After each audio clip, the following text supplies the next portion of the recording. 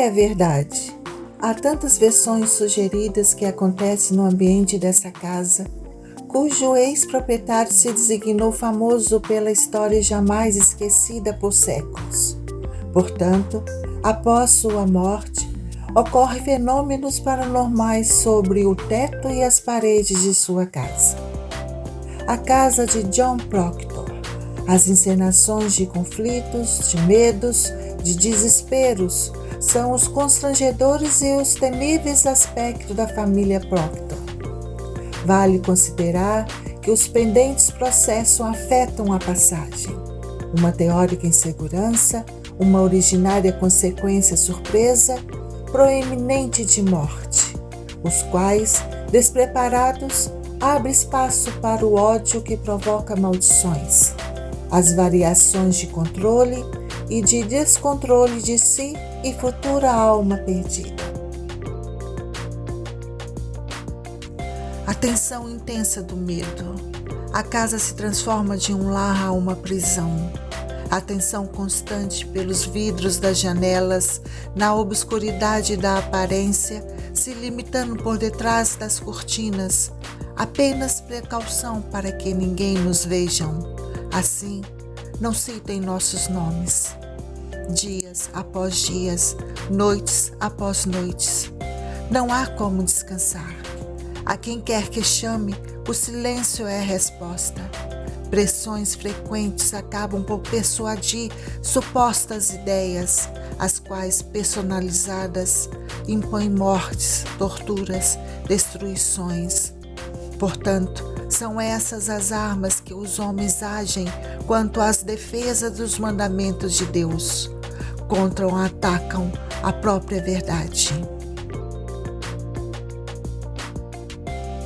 Sem exageros, o cansável julgamento denegra a integridade sobre uma falsa acusação. Por mais que gritemos a público, o retorno nos arrasa quando vem de nossos companheiros a traição.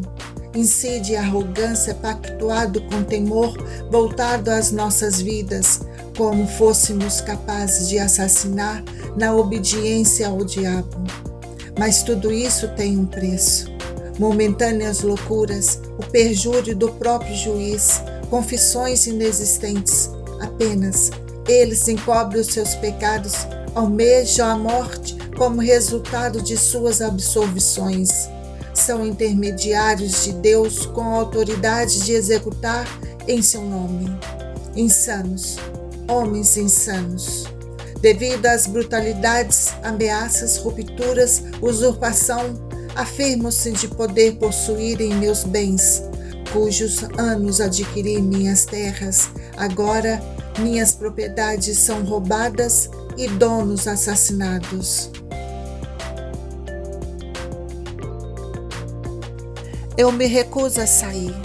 Tenho meus princípios. A inocência de minha família e de minha pessoa deve ser anexada aos primeiros julgados culpados por mera influência dos adultos sobre a enferma fraqueza da mentira. Os reais culpados jamais serão ditos a público, portanto, seus nomes eminentes são as marcas da mancha vermelha, o sangue, a ferida fétida de uma alma negra. Cale-se, diz aquele que de alma covarde sobrepõe o corpo à justiça, pois os desejos pecaminosos, abruptos, são mais relevantes do que as obrigações diante de Deus. Mas, soleiras esmaltadas de peles pueris, destinados a filhos e filhos de gerações postas, amaldiçoadas.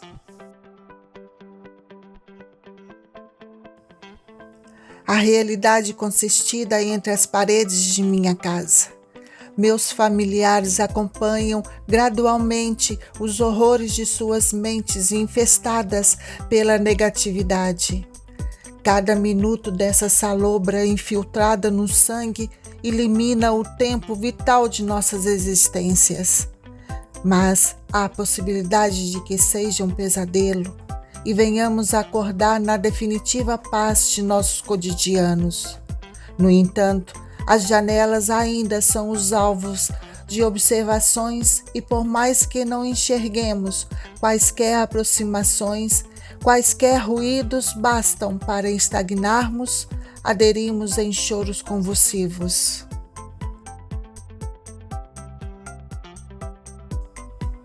Eu receio por minha vida.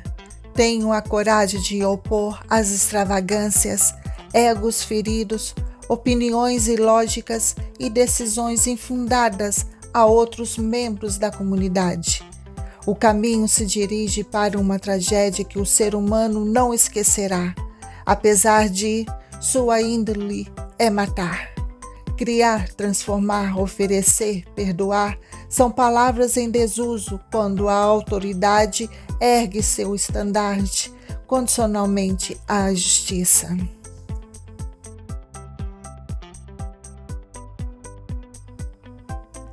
Não podemos limitar a vida de um ser humano com a decisão única vinda de um homem. A influência pesa mais que a certeza das razões. O nome, o cerco de conhecido, influências e mais influências. Certos homens têm seus méritos de formas precedentes de famílias, amigos, negócios. Mas, na controvérsia, quando o singular homem do povo se encontra na fraqueza, esses méritos são equivocados. Se ele vier pesar no julgamento como parte primária, esteja o julgado beneficiado. Mas se a lei designar justiça de interesses, a morte é o prelúdio do condenado, mesmo que sua declaração seja a inocência.